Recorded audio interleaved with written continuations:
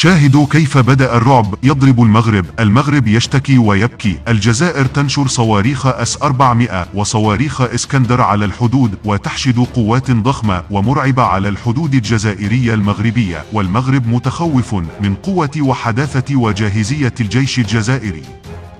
فيها نتوقف عند ما وصف بازدياد منسوب التوتر بين المغرب والجزائر بسبب ما قالت الصحافة المغربية إنه حشد من الجزائر قواتها على حدود المغرب وتحريك منها لمنصات صواريخ باليستية باتجاه الحزام الأمني في الصحراء دعما منها لجبهة البوليساريو. أبدأ مما قاله مراقبون مغاربة من أن الجزائر تستفز بلادهم.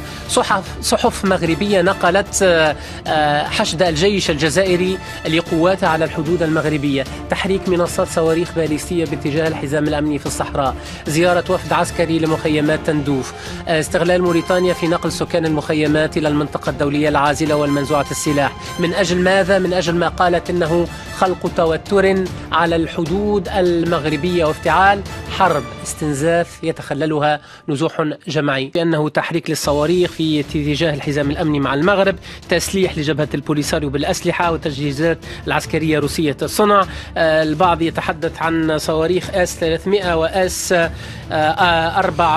أيضا صواريخ باليستية. ما حقيقة الأمر باختصار حتى أعطي الكلمة لضيفي السيد محمد بن قروف؟